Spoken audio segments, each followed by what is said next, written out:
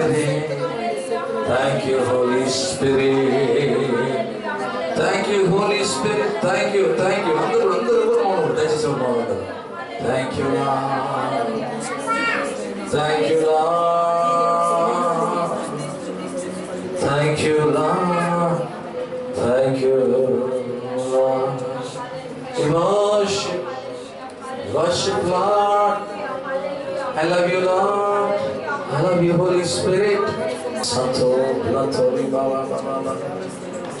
Mighty power.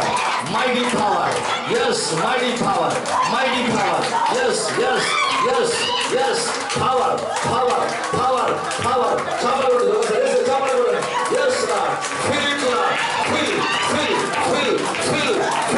Fill it, Lord. అయ్యా వ్యాప శక్తితో మమ్మల్ని నింపండి నాయన. నింపండి ప్రభా. నింపండి. Yes. Power. Mighty power. That's the mighty power.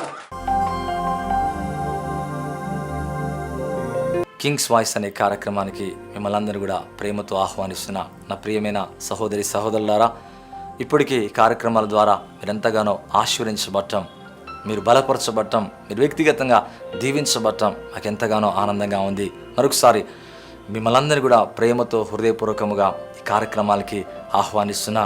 మరి ఈ కార్యక్రమాల ద్వారా మీరు ఇంకా బలపరచబడుతూ ముందుకు సాగాలని నేను సంఘమంతా కూడా కలిసి ప్రార్థిస్తున్నాం. ప్రియులారా, ప్రత్యేకముగా మరి కార్యక్రమాలను బట్టి ఆ దేవాది దేవునికి వందనాలు చెల్లిస్తున్నా.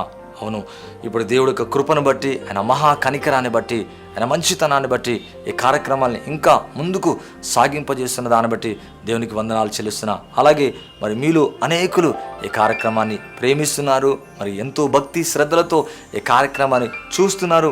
అంతేకాదు ప్రియులారా, మరి కార్యక్రమాల కొరకు ప్రోత్సాహకంగా ముందుకు వస్తున్నారు. మరొకసారి మనందరినీ ప్రేమతో ఆహ్వానిస్తున్నా. దయచేసి ఈ కార్యక్రమాలు చూడటమే కాకుండా మీరేమైతే పొందుతున్న మేలు ఏమైతున్నాయో వాటి మాకు తెలియచేయండి. మరలా అంతేకాదు ఈ కార్యక్రమాల కొరకు మీరు ముందుకు స్పాన్సర్స్గా రావాలని కోరుకుంటున్నా. అలాగే చర్చ్ కన్స్ట్రక్షన్ కొరకు ఇప్పటికీ అనేకులు సహాయకరంగా ముందుకు వస్తున్నారు పిల్లరా. వారిని బట్టి నా హృదయపూర్వకమైన వందనాలు చెల్లిస్తున్నాను. మా ఆరాధనలు, మా చర్చిలో జరిగే వాటిని కొన్ని క్లిప్స్ మేము వేస్తున్నాం. వాటిని చూసి ఇంకా మీరు బలోపేతం చేయబడాలని ప్రభు పేరట కోరుకుంటున్నా. అందరూ కూడా దయచేసి కళ్ళు మూసుకున్నట్లయితే ప్రార్థనలోకి వెళ్దాం. పరిశుద్ధమైన తండ్రి, మీకు వందనాలు ప్రభా, మీకు స్తోత్రాలు నాయనా. మరొకసారి ఈ మీ యొక్క అపారమైన ప్రేమ కనికరాన్ని బట్టి నాయన ఈ కార్యక్రమాలు చేయడానికి మీరు చూపుతున్న కృపకై స్తోత్రము నాయన. అనేక నెలలైపోతుంది ప్రభా. అయ్యా, ప్రతి గురువారం 5:30 నుంచి 6 గంటలకు వచ్చే ఈ కార్యక్రమాలు మాకు తోడుగా ఉంటున్న స్తోత్రం నాయన. అలాగే తండ్రి నాయన, మంగళవారం 3 గంటల నుంచి 3:30 వరకు వచ్చే ఈ కార్యక్రమంలో మీరు తోడై నడిపిస్తున్న విధానముకై స్తోత్రము నాయన. అయా, మీకు అబండెన్స్ బ్లెస్సింగ్స్ నాయన మా మీదకి విడుదల చేయండి. అయా, మేము ఇంకా ముందుకు సాగునట్లుగా మీ గొప్ప కృప చూపించండి. ఎవరైతే కన్నీటితో అయా తండ్రి హృదయములో వేదనతో నాయన, మనసులో బాధతో ప్రభా అయా ఈ కార్యక్రమం ముందు కూర్చొని శ్రద్ధగా ఎవరైతే వింటున్నారో వారందరి హృదయాన్ని బలపరచండి నాయన. వారందరినీ కూడా మీరు దీవించండి. మీ నామములో నాయన వారిని తాకండి ప్రభా, వారిని దీవించండి నాయన. వారి సమస్యల్ని మీరు తొలగించండి. అది తెలుసు ప్రభా. ఇప్పటికిప్పటికీ మీరు స్వస్థపరుస్తున్నందుకు వందనాలు. ఇప్పటికిప్పటి వారి గాయాల్ని తుడుస్తున్నందుకు స్తోత్రము నాయన. వారి కన్నీరంతా కూడా తుడిచి నాయన గొప్ప కార్యములు చేయమని, మీరు దీవించమని, మీరు ఆశీర్వదించమని యేసు క్రీస్తు నామమున అడిగి వేడుకుంటున్నాను తండ్రి. Amen and amen. మరొకసారి మీ అందరికీ కూడా ఈ కార్యక్రమాన్ని వీక్షిస్తున్న మీకు ఈ సాయంత్రకాల సమయంలో ప్రత్యేకమైన వందనాలు చెల్లిస్తున్నాను. క్రమముగా చూడండి, ఈ కార్యక్రమాల ద్వారా బలపరచబడండి. అంతేకాదు వేరే వారికి, తెలియని వారికి ఈ కార్యక్రమాల గురించి తెలియచేయండి. మీరు కూడా ఈ కార్యక్రమంలో అవును దీంట్లో ఒక మీ చేతిని మాకు అందించాలని కోరుకుంటున్నాం. అలాగే కన్స్ట్రక్షన్ విషయంలో హెల్ప్ చేయండి. మరి సమృద్ధిగా ప్రభు దీవించను గాక. చూడండి, దేవుని యొక్క వాక్యములో కనుక చూసినట్లయితే బైబిల్ అంటుంది కదా, మరి నిర్గమ కాండం 14వ అధ్యాయం 15-16 వచనాలు కనుక చూస్తే, అంతలో యెహోవా మోషేతో నీవేలా నాకు మొరబెడుచున్నావు, సాగిపోడని ఇశ్రాయేలుతో చెప్పము. నీవు నీ కర్రను ఎత్తి ఆ సముద్రం వైపు నీ చెయ్యి చాపి దాని పాయలుగా చేయము.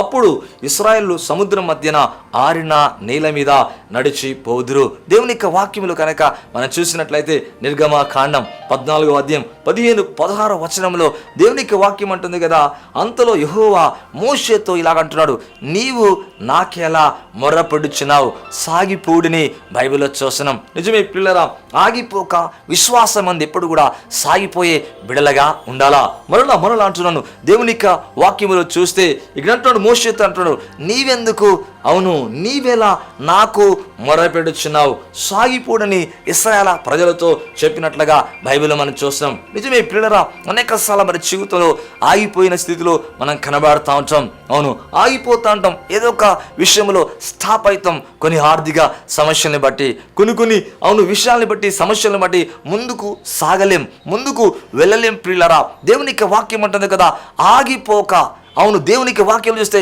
ఇక్కడ అంటున్నాడు, మోషేతో అంటున్నాడు, సాగిపోడని బైబిల్లో చూస్తున్నాం. ఎందుకు తెలుసా, ముందు వారికి పెద్ద సముద్రం అడ్డుగా ఉన్నట్టుగా దేవునికి వాక్యములు రాబడింది. మరి ఇదంతా కూడా ఇక్కడ ఇశ్రాయేలు ప్రజలందరూ కూడా ఐగుప్తు దేశంలో ఉన్నప్పుడు బైబిల్ ఉంటుంది కదా, మోషే ద్వారా దేవుడు కనబడి, అవును దేవునికి వాక్యం ఉంటుంది కదా, ఇశ్రాయేలు ప్రజలందరినీ బయటికి తీసుకొస్తూ, అవును ఎర్ర సముద్రం దగ్గర వారు ఆగిపోయినట్లుగా బైబిల్లో చూస్తున్నాం. వెనకాల నుంచి దేవునికి వాక్యం ఉంటుంది, ఫరో యొక్క సైన్యం తరుముగుంటా వచ్చినట్లుగా వాక్యంలో రాబడింది. ముందేమో పెద్ద సముద్రం, దేవునికి వాక్యం ఉంటుంది, ఎర్ర సముద్రం వారికి అడ్డుగా ఉంది, ఎర్ర సముద్రం వారికి ముందుగా అడ్డముగా నిలబడినట్లుగా బైబిల్లో చూస్తున్నాం. వెనకాల ఫరో యొక్క సైన్యం వచ్చినప్పుడు ఇశ్రాయేలు ప్రజలందరూ కూడా మొర్రపెడుచున్నారు, ఇశ్రాయేలు ప్రజలందరూ కూడా విలపిస్తున్నారు, ఇశ్రాయేలు ప్రజలందరూ కూడా భయపడిపోయినట్లుగా బైబిల్లో చూస్తున్నాం. అనేక సార్లు మన జీవితంలో అలాగే ఉంటుంది. అనేక పరిస్థితులు మనల్ని ఆపివేయడానికి ప్రయత్నిస్తాయి. మరలా అంటున్నా, ఈ కార్యక్రమాన్ని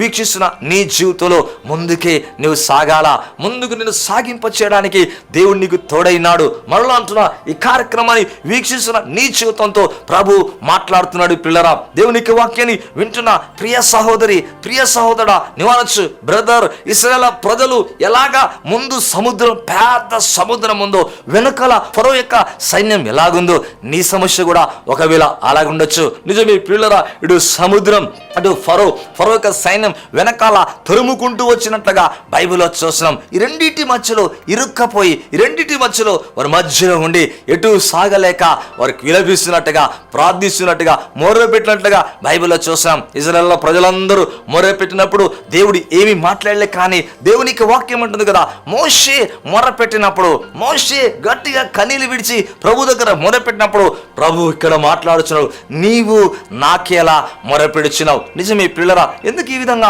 ప్రభు అంటున్నాడంటే, అవును మోషేతో ఎందుకంటాడు, నీవు నాకేలా మొర్రపెడుచున్నావు. నిజమే కదా, దేవునికి మనం మొర్రపెట్టాలా. అవును దేవునికి వాక్యం అంటుంది. అయితే మోషేతో అంటున్నాడు, నీవు నాకేలా మొర్రపెడుచున్నావు. ఎందుకు తెలుసా పిల్లరా, దేవుడు ఎందుకు అలాగా మాట్లాడుతుందంటే, ఆల్రెడీ అవును మోషే ముందుకు సాగడానికి, ముందుకు వెళ్ళడానికి, ముందుకు చీల్చుకొని ముందుకు దాటడానికి కావలసిన పవర్ అనేది దేవుడు అనుగ్రహించాడు, కావలసిన అథారిటీ దేవుడు అనుగ్రహించాడు. పిల్లరా, మరలా అంటున్నా, ఈ కార్యక్రమాన్ని వీక్షిస్తున్న నీ జీవితంలో ముందు సముద్రములాగా, ఎర్ర సముద్రం ఎలాగ ఉందో నీ జీవితంలో కూడా అనేకమైనవి అడ్డుగా ఉండవచ్చు. నీ ముందు సముద్రం, వెనకాల ఇశ్రాయేలు ప్రజలకి ముందు సముద్రం, వెనకాల ఫరో సైన్యం ఉన్నట్టుగా తరుముకొని వస్తున్నట్టుగా నీ జీవితంలో వ్యాధి, బాధలు, కష్టాలు, సమస్యలు, ఇబ్బందులు, అవును నిన్ను బాధించి ప్రతి సమస్య తరుముకుంటూ రావచ్చు. పిల్లరా, ఈ రెండింటి మధ్యలో ఇరుక్కొని సాగలేనటువంటి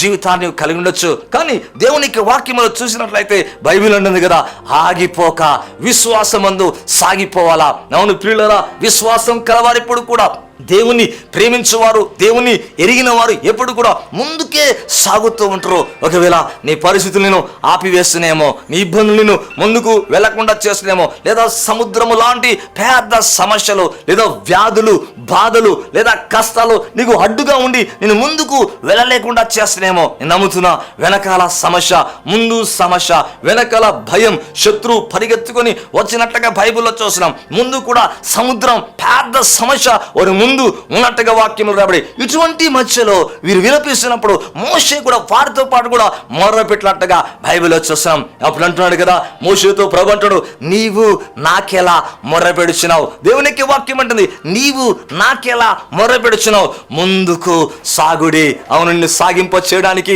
దేవుడు తోడైనాడు. నిన్ను సాగింప చేయడానికి దేవునిక దూత నీతో కూడినది. నేను ముందుకి ఇంకా నడిపించడానికి, నీ ముందున్న సముద్రాన్ని చీల్చడానికి, పాయాలుగా చేయడానికి నీ ముందు ప్రభు నీతో కూడా ఉన్నాడని మరొకసారి మరవద్దు పిల్లరా. ఈ యొక్క కార్యక్రమాన్ని వీక్షిస్తున్న నీ జీవితంలో, మరలా అంటున్నా, ఈ కార్యక్రమాన్ని వీక్షిస్తున్న నీ జీవితంలో ప్రభు మాట్లాడుతున్నాడు పిల్లరా. నీ ముందు ఒకవేళ ఒక సమస్య ఉన్నదేమో, నువ్వు దాటి వెళ్ళడానికి, నువ్వు సమృద్ధిలోకి వెళ్ళడానికి, అవును సమృద్ధిలోకి అవును వెళ్ళకుండా ఉండడానికి అనేక సమస్యలు అడ్డంకుగా ఉన్నాయేమో. కానీ నమ్ముతున్నా, ఈ కార్యక్రమాన్ని వీక్షిస్తున్న నీ జీవితంలో ప్రతి సమస్యను దేవుడు తీసివేయబోతున్నాడు. నీ ముందున్న సమస్యను దేవుడు తీసివేయబోతున్నాడు. నీ వెనకాల నిన్ను తరుముకొచ్చే ప్రతి సమస్యను ఇక నీ జీవితంలో కనబడకుండా దేవుడు చేయబోతుండే పిల్లరా. ఇక్కడ చూసినట్లయితే అవును దేవునికి వాక్యం అంటుంది, నీవు నాకెలా మొరపెడుచున్నావు. సాగిపోవుడని బైబిల్లో చూస్తున్నాం. నిజమే పిల్లరా, ఈ కార్యక్రమాన్ని వీక్షిస్తున్న నీ జీవితంలో నువ్వు ముందుకే సాగాలని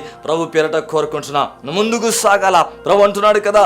అవును మోషేతో అంటున్నాడు కదా, దేవునికి వాక్యం చూస్తే నీ కర్రను ఎత్తి అవును సముద్రం వైపు నీ చేయి చాపి దాన్ని పాయలుగా చేసి దేవునికి వాక్యం అంటది కదా, ఆరిన నేల మీద నడవమని చెప్పినట్టుగా బైబిల్లో చూస్తున్నాం. నిజమే ప్రియులరా, మోషేకి దేవుడు తోడైనాడు. మోషే చేతిలో దేవుని కర్ర ఉన్నట్లుగా బైబిల్లో చూస్తున్నాం. మోషేకి దేవుడు అధికారం శక్తి అనుగ్రహించినట్లుగా వాక్యంలో రాయబడింది. మోషే నోటికి నోరైనట్లుగా బైబిల్లో మనం చూస్తున్నాం. దేవుడు నోరైనట్లుగా వాక్యంలో రాయబడింది. మోషే చేతిలో దేవుని కర్ర ఉంది. మోషే చేతిలో దేవుని యొక్క శక్తి ఉంది. అవును, ముందు ఏదైతే అడ్డుగా ఉందో అడ్డును తొలగించుకునే పవర్, అడ్డును తొలగించుకునే శక్తి, అడ్డును తొలగించుకొని ముందుకు సాగగల సామర్థ్యం, శక్తి, పవర్, అథారిటీ అనేది దేవుడు ముందుగానే అనుగ్రహిస్తున్నాడు పిల్లరా. అందుకే అంటున్నాడు కదా, సాగుడి. వీటిని చూసి ఎందుకు భయపడుతున్నారు? వీటిని చూసి ఎందుకు ఆగిపోతున్నారు? ఈ సముద్రాన్ని చూసి వెనకాల తరుముకుని వచ్చే సమస్యను చూసి ఇరుక్కుపోయి ఎందుకు మీరు ఆగిపోతున్నారు?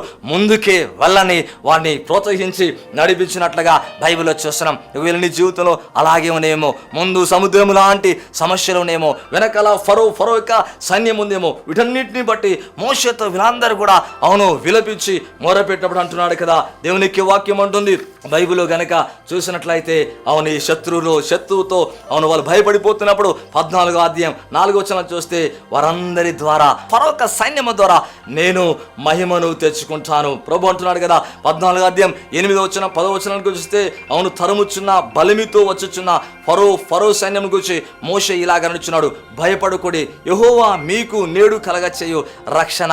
ఊరకుండి చూడుడి పిల్లరా, మీరు నేడు చూచిన ఐగుప్తులు ఇక మీదట ఎన్నడూ కూడా చూడరని దేవునికి వాక్యంలో చూస్తున్నాం. నిజమే, వాడిని ఏమైతే సైన్యము తరుముకొని వస్తుందో, ఎవరైతే తరుముకొస్తున్న ఆ శత్రువు ఆ యొక్క ఏదైతే ఆ ఫరో యొక్క సైన్యం ఎవరైతే ఉన్నారో తరుముకొస్తున్న వారి గురించి ప్రభు మాట్లాడుతున్నాడు. మోషే అంటున్నాడు కదా, మీరు ఊరక నిలుచుండి చూడి యెహోవా కలగచేయు రక్షణ. అంతేకాదు ఇక మీదట మరి ఎన్నడూ వారిని చూడరు. What a wonderful great promise అంటుంది దేవునికి వాక్యం అంటగా. ఇక శత్రువుని చూడరంట, ఇక తరమే శత్రువుని చూడట మరి ఇక ఎన్నడూ కూడా చూడరు. ఆహా, ఎంత అద్భుతమైన కార్యాన్ని దేవుడు చేస్తున్నాడు. దేవునికి వాక్యం అంటుంది కదా, ఇలాగా ఇశ్రాయేలు ప్రజలు వెళుతున్నప్పుడు పిల్లరా దేవునికి వాక్యం అంటుంది వారి ముందు దూత నడిచినట్లుగా బైబిల్లో చూస్తున్నాం. అవును, ముందుగా దూత వెళుతున్నప్పుడు సముద్రము దగ్గర మోషే చేతిలో ఉన్న కర్రను పట్టుకొని దాన్ని కొట్టగా అది 2 పాయలైపోయినట్టుగా బైబిల్లో చూస్తున్నాం. అవును, సముద్రం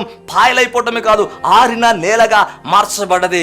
అవును, దేవునికి వాక్యం అంటది కదా. అంతేకాదు పిల్లరా, సముద్రము పాయలవటము కాదు, ఆరిన నేలగా మార్చబడటము కాదు, వారు ముందుకు సాగడానికి గోడల్లాగా నిలిచిపోయింది. మరలాంచున ఈ కార్యక్రమాన్ని వీక్షిస్తున్న నీ జీవితంలో ఏదైతే నీకు అడ్డుగా ఉందో, ఏదైతే నీకు వ్యతిరేకంగా నిలబడుతుందో, ఏ సమస్య అయితే నేను బాధిస్తుందో, ఏదైతే నేను ఇబ్బంది పెడుతుందో, ఏదైతే నేను ముందు జీవితంలో ఒక సమస్యగా వెనకాల ముందు ఏమైతే సమస్య ఉన్నాయో నీ జీవితంలో మరలా ఈ కార్యక్రమం అయిపోయేట నీ ముందున్న సమస్య నీకు దారిని ఇవ్వబోతుంది. నీ వెనకాల ఉన్న నీ ప్రతి వ్యాధి, ప్రతి శత్రువు యొక్క తరంకు వస్తున్నట్టుగా నీ జీవితంలో నిన్ను తరిమి నిన్ను బాధించే ప్రతిది కూడా నీ జీవితంలో ఇక మరి ఎన్నడూ కూడా చూడవు పిల్లరా. దేవునికి వాక్యంలో చూస్తే ముందుగా వారి ముందు దేవదూత నడిచింది. అవును, చేతిలో తనకున్న కర్రను పట్టుకొని మోషే నీళ్లను కొట్టగా మోషే కొట్టినప్పుడు పాయలైపోయిందంట, చీలిపోయిందంట, రెండుగా విడిపోయిందంట, దారిగా చేయబడదంట. సాగలేనటువంటి వారి జీవితంలో మోషే తన చేతిలో ఉన్న కర్రను పట్టుకొని కొట్టగా రెండుగా చీలిపోయి దారి చేయబడి సముద్రం గోడలాగా నిలిచిపోయింది. మళ్ళా అంటున్నా, మోషే చేతిలో అన్నాడు దేవుని కర్ర ఉండవచ్చు, బట్ నేను నమ్ముతున్నా ఏకో కార్యక్రమాన్ని వీక్షిస్తున్న నీ చేతిలో అంతకంటే శక్తివంతమైన దేవుని యొక్క వాక్యం ఉన్నది పిల్లరా. దేవుని యొక్క ఆత్మ నీకును తోడైంది. నీ ముందు కనబడేదానికి భయపడిపోవాల్సిన అవసరం లేదు, ఆగిపోవాల్సిన అవసరం లేదు. ఒకవేళ ఆర్థికంగా నువ్వు వెనకబడిపోతున్నావేమో, లేదా వ్యాధులను బట్టి లాగి ఆ విధంగా నిలిచిపోతున్నావేమో, ఒకవేళ నీ సమస్యలు నిన్ను ఆపివేసి శత్రువు నిన్ను బాధిస్తుందేమో, ఏది ఏమైనా కానీ ఈ వాక్యాన్ని వీక్షిస్తున్న నీ జీవితంలో నీ సమస్యలు ఇక మరి ఎన్నడూ చూడకుండా దేవుడు ఒక కార్యాన్ని చేయబోతుండు. వాట్ ఏ గ్రేట్ గాడ్ అండి. మళ్ళా అంటున్నా, మేఘస్తంభమై వారికి దేవుడు తోడైనాడు. అవును, మేఘస్తంభంలోంచి ప్రభు మాట్లాడు. అవును, ఎప్పుడైతే మోషే తన కర్రని పెట్టి కొట్టగా మధ్యలో నుంచి ఆ సముద్రము ఆరిన నేల నుంచి ముందుకు ముందుకు సాగుతున్నట్లుగా బైబిల్లో చూస్తున్నాం. అలాగే ఆ సముద్రము దాటుతున్న సమయంలో ఫరో యొక్క సైన్యం సంతోషంతో వారితో పాటు వెనకాలకు వచ్చినట్లుగా వాక్యంలో రాబడింది. అవును, దేవుని యొక్క వాక్యం ఉంటుంది కదా, మధ్యలోకి రాగా దేవుని యొక్క దూత, మరలంటున్నా ముందు నడుస్తున్న దూత వాడిని సాగింపజేసి ఆవలికి దాటింప చేసే దూత దేవుని యొక్క వాక్యం అంటుంది. పరిశుద్ధాత్మ దేవుడు లేదా మేఘ స్తంభమై అగ్ని స్తంభమై ఉన్న పరిశుద్ధాత్మ దేవుడు వెనకాలకు వెళ్ళి వారికి చీకటిని కలగజేసి, అనగా శత్రువు రాకుండా, శత్రువు తరమకుండా, శత్రువు వారి నుంచి ఎటువంటి కీడు అపాయం చేయకుండా వారి వెనక భాగముకు వెళ్ళి వారికి చీకటి కలగజేసినట్టుగా చూస్తాం. ఇశ్రాయేలు ప్రజల్ని వెంబడిస్తూ ఇశ్రాయేలు